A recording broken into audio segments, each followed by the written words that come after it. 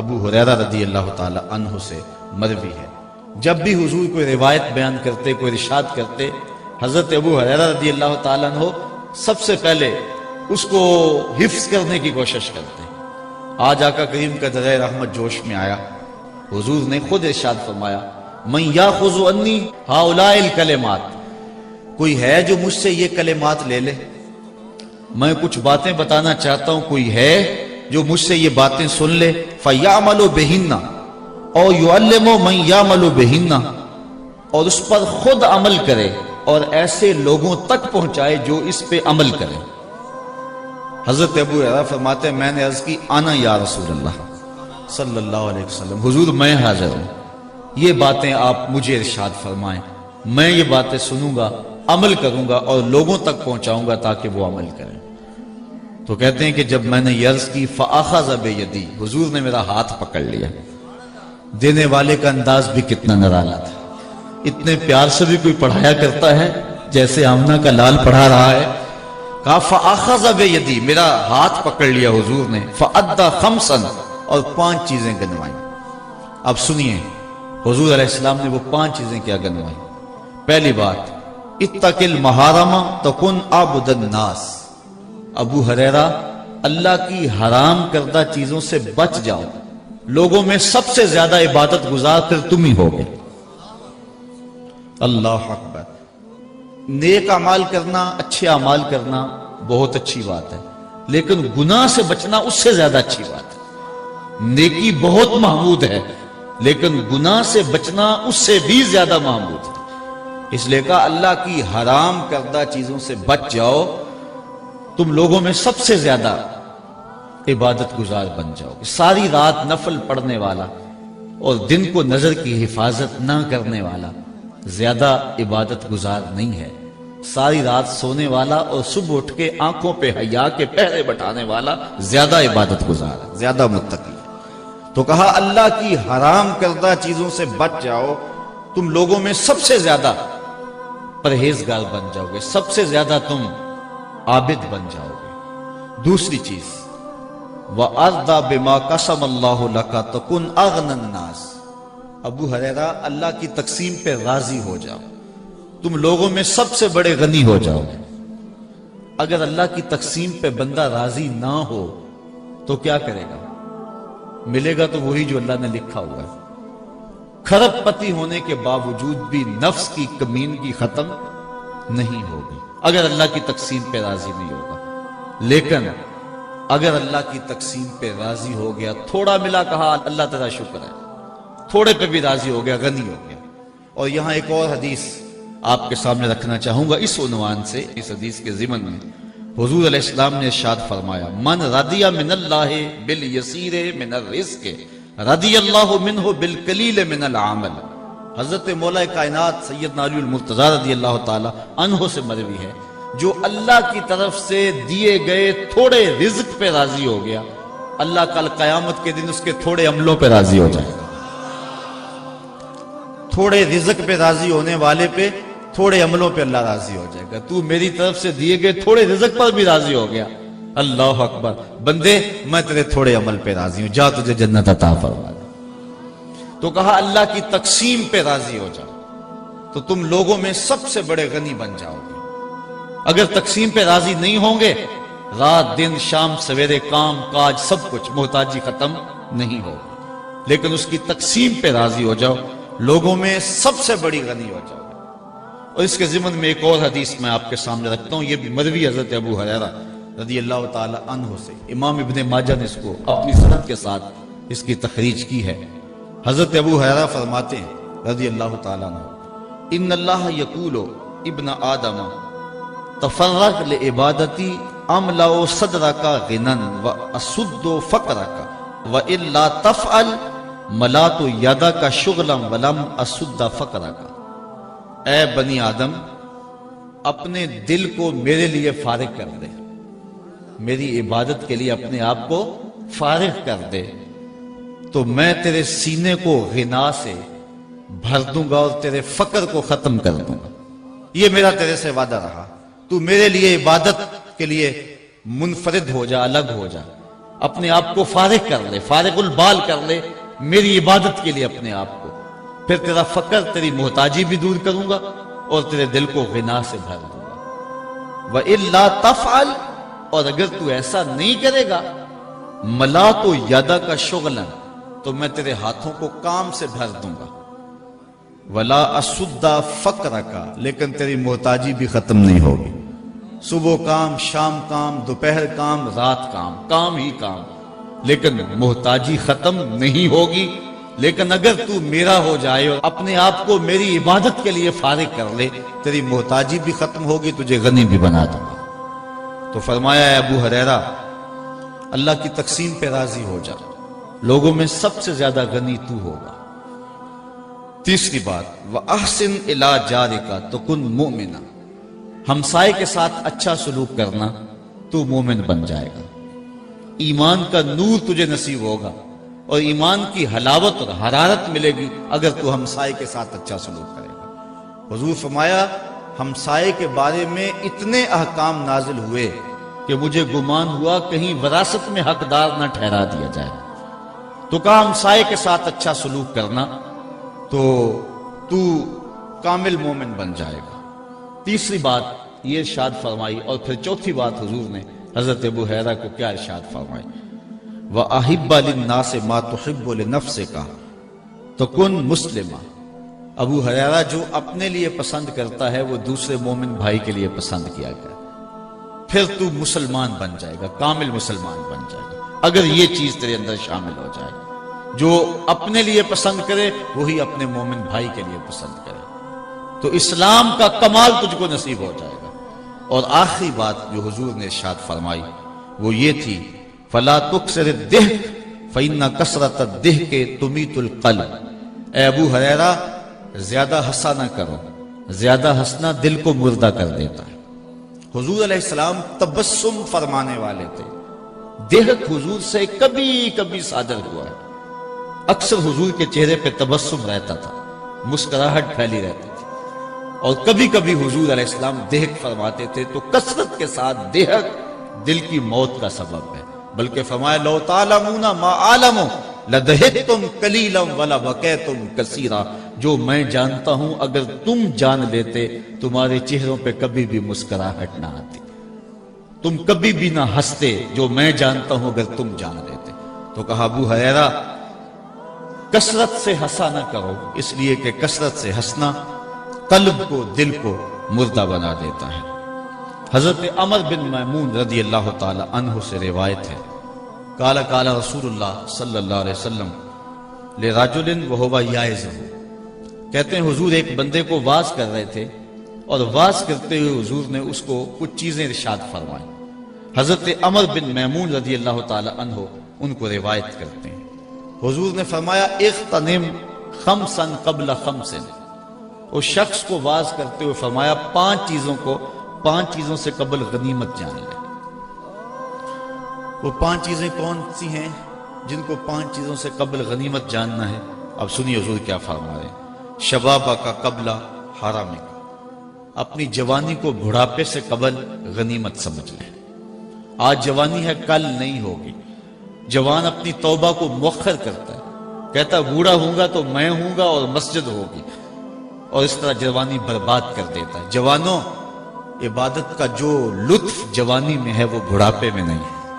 سحری کے وقت اندھیرے میں کھڑا ہو کر کے مصلی پہ آنسو بہانے کا جو مزہ جوانی میں ہے وہ بڑھاپے میں نصیب نہیں ہوگا۔ بڑھاپے کا ایک اپنا لطف ہے، لیکن جس طرح ہر کام کا ایک مزہ جوانی میں ہے، ہر کام کا بھانکپن جوانی میں ہے، اللہ کو منانے کا اور اس سے لو لگانے کا دور بھی جوانی ہی ہے۔ اور حضور نے فرمایا وَشَابٌ نَشَأَ فِي عِبَادَةِ اللَّهِ، وہ جوان جس کی جوانی اللہ کی عبادت میں گزری، کل قیامت کے دن جب کوئی سایہ نہیں ہوگا، اللہ اس جوان کو اپنے عرش کا ٹھنڈا سایہ نصیب فرما دے گا۔ یہ کتنا بڑا اعزاز ہے جو جوان کو دیا جائے گا۔ تو فرمایا شبابہ کا قبل حرامہ کا، اپنی جوانی کو بڑھاپے سے قبل غنیمت سمجھ لے۔ آج کوا ٹھیک ہے، آج ساری رات بھی قیام کرنا چاہے تو تھکن تیرے قریب نہیں آئے گی، لیکن بڑھاپے کے اندر تو چند قدم چل کے ہانپنے لگے گا، پھر کس طرح تو ساری رات قیام کر سکے گا؟ اس لیے جوانی کے ان حسین لمحوں کو غنیمت جان۔ جوانی مستی کا نام نہیں ہے، چوکوں اور موڑوں پہ کھڑا ہونے کا نام نہیں ہے، دہلیز محمد کی غلامی کا نام ہے، حضور کی چوکھٹ کی نوکری کا نام جوانی ہے۔ اقبال کہتا ہے شباب اپنے لہو کی آگ میں جلنے کا نام۔ آؤ جوانی کے مقصد کو سمجھیں، اس وقت امت کو جوانوں کی ضرورت ہے۔ آج پوری امت جس حالت میں ہے، اس وقت امت کو جوان فکر لوگوں کی ضرورت ہے اور جوان خون کی ضرورت ہے جو اسلام کے کام آئے۔ لیکن ہماری جوانیاں کہاں گزر رہی ہیں؟ آؤ اپنی جوانیوں کو دہلیز مصطفیٰ پہ لے آئیں اور حضور کی خدمت میں عرض کریں آقا ساری جوانی آپ کے قدموں پہ بار دیں گے۔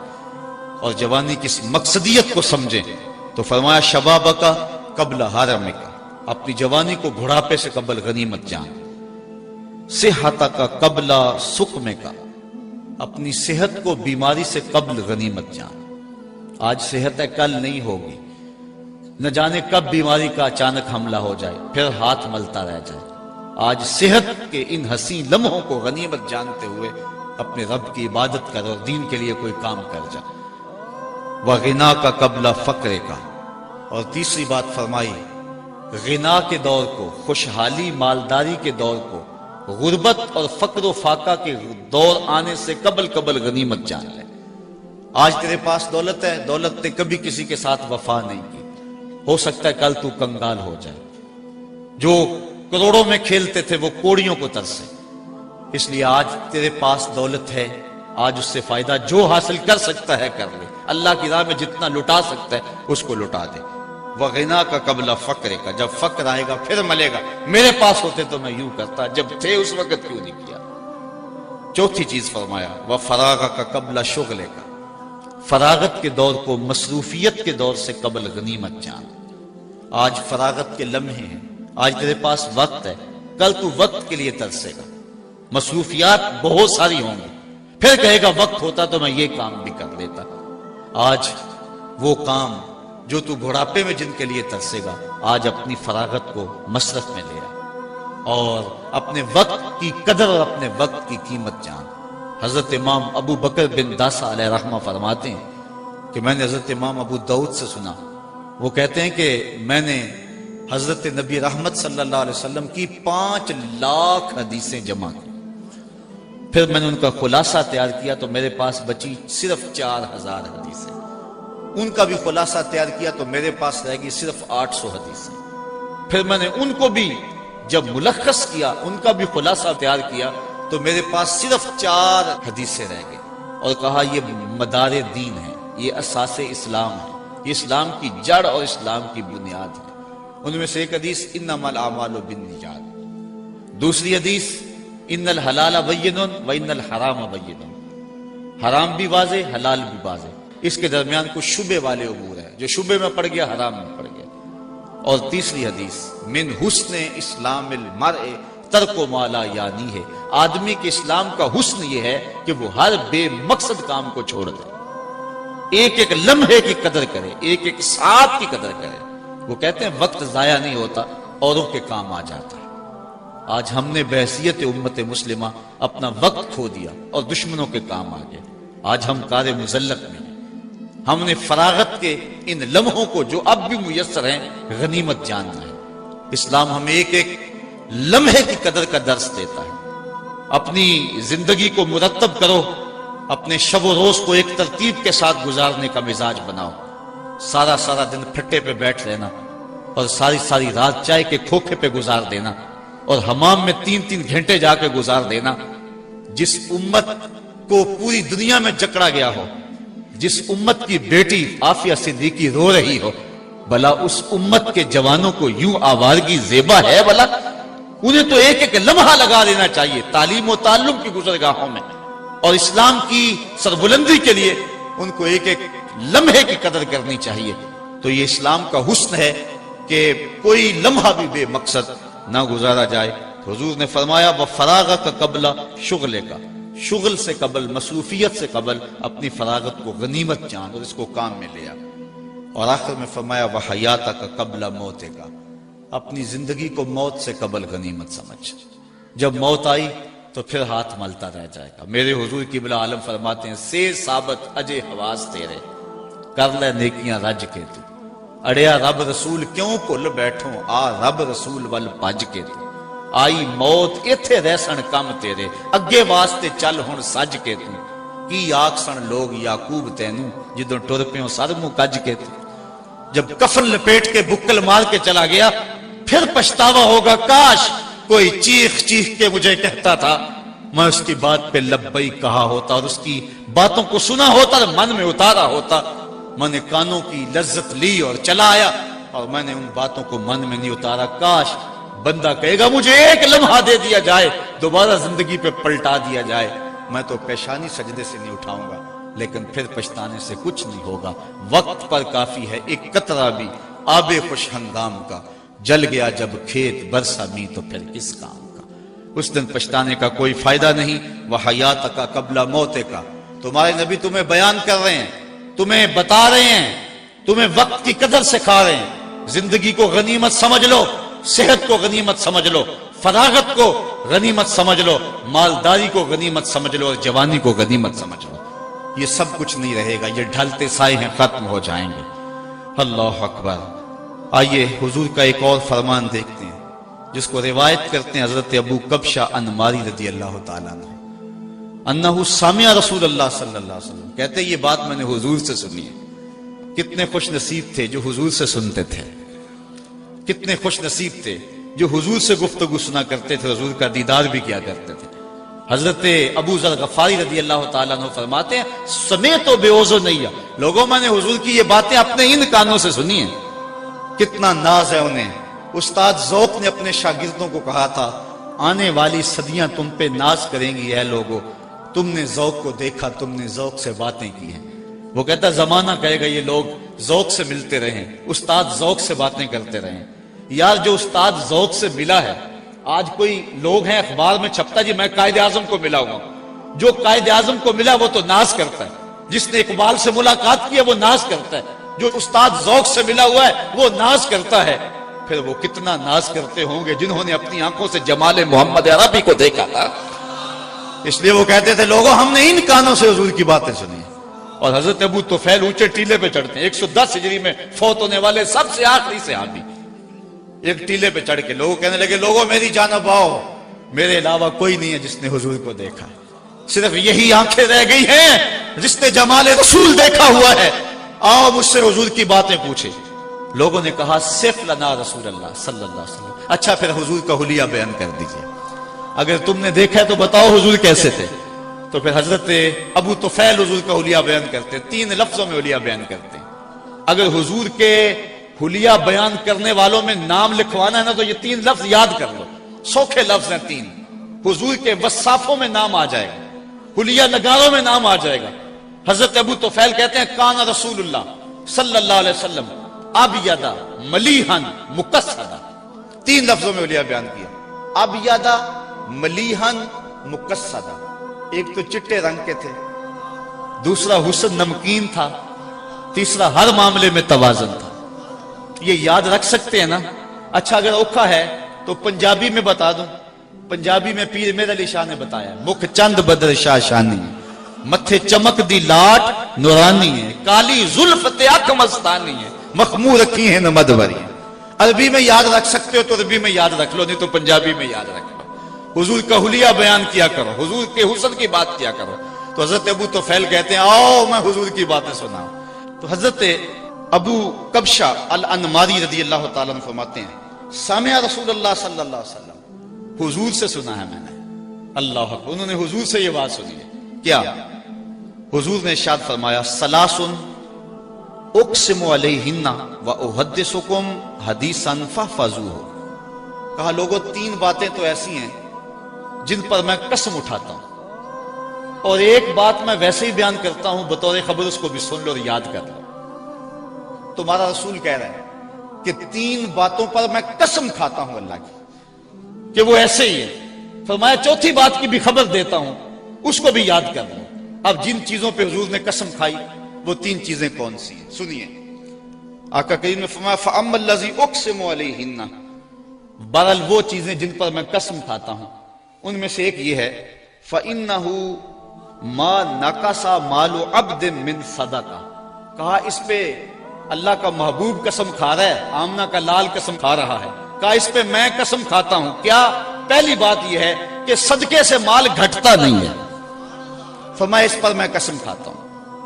جو مرضی کہے، کمپیوٹر کہے کہ کمی آتی ہے، اکاؤنٹنٹ کہے کہ کمی آتی ہے، تمہارا منشی کہے کہ کمی آتی ہے، کیلکولیٹر حساب کرے کہ کمی آتی ہے، حضور فرماتے ہیں میں قسم کھاتا ہوں کہ صدقے سے کمی نہیں آتی۔ اس بات پر تو میں قسم کھاتا ہوں۔ ایک بات یہ ہے، جتنا مرضی خرچ کرو راہ خدا میں، حضور فرمایا میں قسم کھاتا ہوں کہ کمی نہیں ہوگی۔ اور جس کو حضور کی قسم پہ یقین ہے، پھر وہ یقین کر لے گا تو پھر اللہ اس کے رزق کو اور زیادہ بڑھا دے گا، کمی آ ہی نہیں سکتی۔ جب کوئی بانٹتا ہے تو اللہ بھی اور عطا کرتا ہے۔ ایک زمانے میں آپ نے کنویں دیکھے تھے، آج کل وہ بند ہو گئے ہیں، اس کی جگہ جو ہے وہ ہینڈ پمپ آ گئے ہیں، ڈونکی پمپ آ گئے ہیں۔ اب ہم اپنی ضرورت ٹیوب ویل کے ذریعے سے حاصل کر رہے ہیں۔ وہ کنویں کسی نے بند نہیں کیے، لیکن دیہاتوں کے اندر جا کر کے اگر دیکھو نا کہیں تو ان کا پانی بہت نیچے ہے اور بہت گدلا ہے۔ پہلے پانی شفاف بھی تھا اور بالکل اوپر بھی تھا۔ اصل بات یہ تھی جب وہ کنویں اپنا پانی باہر دیتے تھے اللہ نیچے سے سوتے عطا کرتا تھا، جب انہوں نے باہر دینا چھوڑ دیا اللہ نے بھی ان کو عطا کرنا چھوڑ دیا۔ اس لیے جب کوئی راہ خدا میں بانٹتا رہتا ہے اللہ اس کے رزق کے اندر برکت ڈالتا رہتا ہے۔ فرمایا ایک بات تو یہ میں قسم فرما کے کہتا ہوں کہ صدقے سے مال گھٹتا نہیں ہے۔ دوسری بات، ولا ظلم عبد مظلمۃ صبر علیہا الا زادہ اللہ بہا عزا۔ اگر کسی شخص پر کوئی بندہ ظلم کرے اور وہ ظلم کو سہ جائے، برداشت کرے اور صبر کرے، حضور فرماتے ہیں میں قسم کھا کے کہتا ہوں اللہ اس کی عزت میں اضافہ فرمائے گا، مظلوم کو اور عزت اللہ عطا فرمائے گا۔ تیسری بات جس پہ حضور نے قسم فرمائی، فرمایا ولا فتح عبد بابا مسألۃ الا فتح اللہ علیہ باب فقر۔ تیسری اس بات پہ قسم کھاتا ہوں جب کوئی بندہ سوال کا دروازہ کھول دیتا ہے، جب کوئی مانگنے لگ جاتا ہے تو پھر اس کی محتاجی ختم نہیں ہوتی، اللہ اس کے لیے فقر کا دروازہ کھول دیتا ہے، محتاجی کا دروازہ کھولتا ہے۔ جو مانگنے والے ہوتے ہیں وہ ساری زندگی مانگتے ہی رہتے ہیں، ان کا پھر مانگنا ختم نہیں ہوتا۔ یہ تین چیزیں حضور نے قسم کھا کے کہی اور فرمایا آگے وَأَمَّا الَّذِي أُحَدِّثُكُمْ فَاحْفَظُوهُ، اور جو بات میں تمہیں ویسے ہی بیان کر رہا ہوں بغیر قسم کے، فرمایا اس کو بھی یاد کر لو۔ وہ کون سی بات ہے؟ فَقَالَ إِنَّمَا الدُّنْيَا لِأَرْبَعَةِ نَفَرٍ، دنیا 4 بندوں کے لیے ہے۔ دنیا میں بندے 4 ہی ہیں، 4 قسم کے لوگ ہیں۔ کون کون سے؟ پہلا، عبد رزقہ اللہ مالا وعلما فہو یتقی فیہ ربہ ویصل رحمہ ویعمل للہ فیہ بحقہ فہذا بافضل المنازل۔ پہلا بندہ وہ ہے جس کو اللہ نے مال بھی دیا، علم بھی دیا، دونوں دولتیں دی، اور اس نے اللہ سے ڈر کر کے صلہ رحمی کی اور جو مال کا حق تھا وہ ادا کیا، رشتہ داروں کے ساتھ اس نے سلوک کیا، اچھے انداز سے اس نے زندگی گزاری، اللہ کی خشیت سے وقت گزارا۔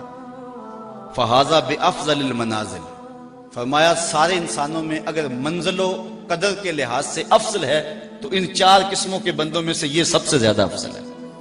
یہ سب سے افضل بندہ ہے جس کو علم بھی دیا گیا تھا، مال بھی دیا گیا تھا، دونوں چیزیں اس کے گھر میں جمع ہو گئی، اور اس نے اس کا جو مصرف تھا اس پر ان چیزوں کو استعمال کیا، رشتہ داروں کے حقوق بھی ادا کیے، دکھیوں کے کام بھی آیا، علم بھی بانٹا اور مال بھی بانٹا۔ دوسرا بندہ فرمایا وعبد رزقہ اللہ علما ولم یرزقہ مالا، وہ بندہ جس کو اللہ نے علم دیا لیکن اس کو مال نہیں ملا تھا،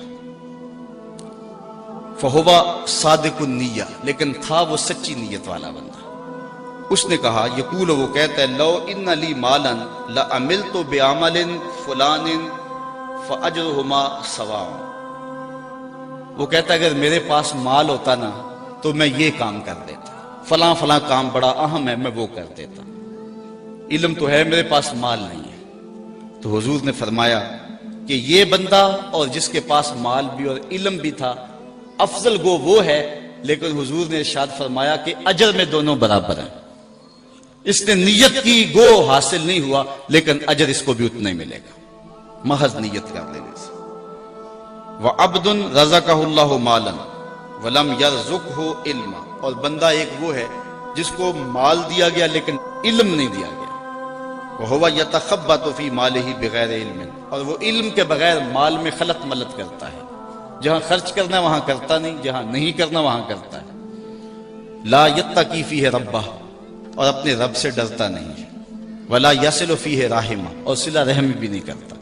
ولا یعمل فیہ بحق، اور جو ہے وہ حق پر عمل نہیں کرتا، جو حق تھا اس کا وہ ادا نہیں کرتا.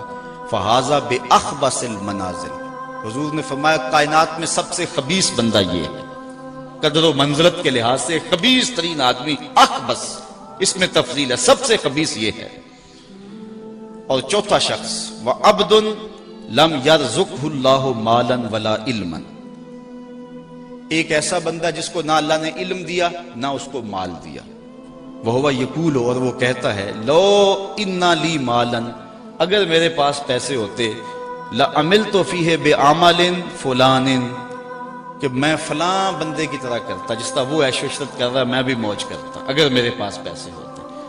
حضور نے ارشاد فرمایا فہو نیتہ ووزرہ ما سواء، وہ اس کی نیت میں ہے، نہ مال تھا نہ دولت تھی. عیش و عشرت کرنے والے دنیا داروں کو دیکھ کے یہ سوچتا رہا اور یہ کہتا رہا کہ مجھے مال ملا تو میں بھی ایسے اڑاتا، ایسے عشرت کرتا، ایسے عیش کرتا. تو حضور نے فرمایا جس نے کی بھی نہیں لیکن ارادہ رکھتا ہے، فرمایا کل قیامت کے دن دونوں اکٹھے اٹھائے جائیں گے، ان کا گناہ برابر ہی ہوگا، وزر میں دونوں برابر ہوں گے. اللہ اکبر. آئیے حضور علیہ السلام کا ایک اور فرمان دیکھتے ہیں. حضور نبی رحمت صلی اللہ علیہ وسلم نے ارشاد فرمایا من کانت نیتہ طلب الاخرہ، جس شخص کی نیت مقصد زندگی آخرت طلب کرنا ہے، وہ دنیا پہ آیا اس لیے ہے، اس کی آرزو ہے کہ میری آخرت ٹھیک ہو جائے، وہ دن رات لگا ہوا ہے آخرت کو درست کرنے کے معاملے میں. جس کا مقصد زندگی طلب آخرت ہے، جعل اللہ غناہ فی قلبہ وجمع لہ شاملہ واتتہ الدنیا وہی راغمۃ، تو اللہ تعالیٰ اس کے دل میں غنا ڈال دیتا ہے، اس کی محتاجی دور کر دیتا ہے، اور دنیا ساری اس کے پاس جو ہے ایسے آتی ہے اس کے پاس جس طرح کے لونڈیاں آتی، لونڈی بن کے، خادمہ بن کے، نوکر بن کے دنیا اس کے قدموں تلے آتی. یہ وہ جس کا مقصد آخرت ہے. دنیا کی مثال سائے کی ہے نا، سائے کے پیچھے بھاگو تو آگے بھاگتا ہے، سائے کے آگے بھاگو تو پیچھے بھاگتا ہے. جس کی طلب دنیا نہیں ہے، جس کی طلب آخرت ہے، تو اس کے مقصد اور مقدر کی جو دنیا ہے وہ اس کو ملنی ہے، لیکن اس کے پیچھے بھاگے گی، لونڈیوں کی طرح، خادموں کی طرح اس کے پیچھے آئے گی.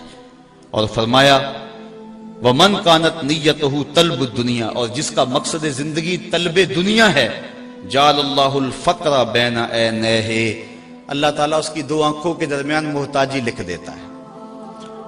وشتت علیہ امرہ، اور اس کے اوپر معاملے مشکل ہو جاتے ہیں، متنوع اور مختلف ہو جاتے ہیں، یہ بھی مصیبت، یہ بھی کرنا ہے، وہ بھی کرنا ہے، ہر وقت پھنسا ہوا ہے. ولا یاتیہ منہا الا ما کتب لہ، اتنا کچھ ہونے کے باوجود حضور فرمایا ملتا وہی ہے جو اس کے مقدر میں لکھا ہوا ہے. پہلے کو بھی مقدر کا ملا، دوسرے کو بھی مقدر کا ملا، لیکن پہلے کے پیچھے بھاگ کے دنیا گئی اور دوسرا دنیا کے پیچھے بھاگتا رہا. پہلے کے پیچھے دنیا ذلیل ہو کے آئی اور دوسرا دنیا کے پیچھے ذلیل ہوتا رہا.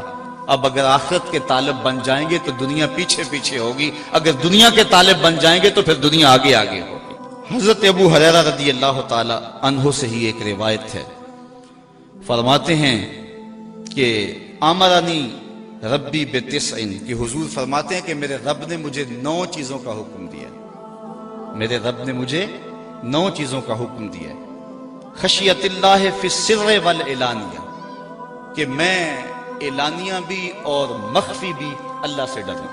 ایک تو مجھے اس کا حکم دیا، اعلانیہ طور پہ بھی اللہ کا خوف ہو اور مخفی طور پہ بھی.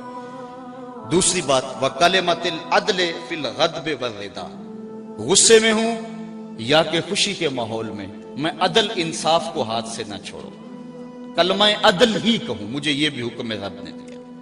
تیسرا حکم والقصد فی الفقر والغنا، دولت مندی اور محتاجی، غربت، دونوں ادوار کے اندر مجھے میانہ روی سے چلنے کا حکم دیا ہے. چوتھی چیز وان اصل من قطعنی، جو میرے سے قطع تعلق کرے میں اس سے تعلق جوڑوں، یہ مجھے حکم دیا گیا ہے۔ پانچواں حکم یہ دیا گیا، وہ اوتیا من حرامانی، جو مجھے محروم کرے میں اس کی جھولیاں بھر دوں، وعفو عمن ظلمنی، اور جو میرے اوپر ظلم کرے میں اس کو معاف کر دوں، وَإِن يَكُونَ صَمْتِي فِكْرًا، میں خاموش رہوں تو فکر کروں، وَنُطْقِي ذِكْرًا، جب بولوں تو ذکر کروں، وَنَظْرِي عِبْرًا، جب دیکھوں تو عبرت حاصل کروں، وَآمُرَ بِالْعُرْفِ وَقِيلَ بِالْمَعْرُوفِ، اور جب کسی کو حکم دوں تو نیکی کا ہی حکم دوں۔ کہا میرے رب نے یہ مجھے 9 باتیں ارشاد فرمائی ہیں۔ اب حضرت ابو ذر غفاری رضی اللہ تعالی عنہ کو جو حضور نے ارشاد فرمایا وہ بھی سماعت کر لیں۔ قال امرنی خلیلی بسبع، کہا میرے آقا و مولا حضور ختمی المرتبت نے مجھے 7 چیزوں کا حکم دیا۔ وہ حضور فرماتے ہیں میرے رب نے مجھے یہ حکم دیا، ان 9 چیزوں پہ عمل کر۔ اور یہاں حضرت ابو ذر غفاری فرماتے ہیں میرے آقا نے، حضور نے مجھے ان 7 چیزوں پہ عمل کرنے کا حکم دیا۔ اب ان 7 چیزوں کو من میں اتاریں اور آج کے اس جمعے کے اجتماع میں اپنے دامن میں لپیٹ کے لے جائیں اور اس پر عمل کی کوشش کریں۔ پہلی بات، امرنی بحب المساکین والدنو منہم، حضرت ابو ذر غفاری فرماتے ہیں حضور نے مجھے مسکینوں سے پیار کرنے کا حکم دیا، والدنو منہم، اور فرمایا کہ ان کے پاس بیٹھا کرو۔ جو مسکینوں کے پاس بیٹھتا ہے اس میں تکبر پیدا نہیں ہوتا ہے۔ پہلا حکم حضور نے مجھے دیا کہ میں مسکینوں کے پاس بیٹھا کروں اور ان کے ساتھ محبت کیا کروں۔ اور دوسرا حکم حضور نے یہ دیا، وَآمَرَنِي أَنْ أَنْظُرَ إِلَى مَنْ هُوَ دُونِي وَلَا أَنْظُرَ إِلَى مَنْ هُوَ فَوْقِي، حضور نے مجھے یہ حکم دیا ہے کہ میں اپنے اوپر نہ دیکھوں، اپنے نیچے دیکھوں۔ اپنی مٹی پہ ہی چلنے کا سلیقہ سیکھو، سنگ مرمر پہ چلو گے تو پھسل جاؤ گے۔ حضرت شیخ سعدی فرماتے ہیں کہ میں دمشق کی جامع مسجد میں جمعہ پڑھنے گیا، میرے کسی نے جوتے اٹھا لیے، میرے پاس پیسے بھی نہیں تھے کہ مزید جوتے خرید سکتا۔ بازار میں گزر رہا ہوں، دل میں یہ بات آئی کہ زمانہ تیرا احترام کرتا اور تیری یہ حالت کے جوتے خریدنے کے لیے رقم بھی تیرے پاس نہیں ہے۔ کہتے ہیں یہ شکوہ پیدا ہو ہی رہا تھا، آگے سے ایک بندہ آ رہا تھا جس کے پاؤں ہی نہیں ہے، تو میں نے فوراً سر جھکا دیا، میں نے کہا مالک تیرا شکر ہے، جوتے آج نہیں تو کل نصیب ہو جائیں گے، میرے پاؤں تو سلامت ہیں۔ تو حضرت ابو ذر غفاری فرماتے ہیں مجھے حضور نے حکم دیا ابو ذر اپنے اوپر نہ دیکھا کرو، اپنے نیچے دیکھا کرو۔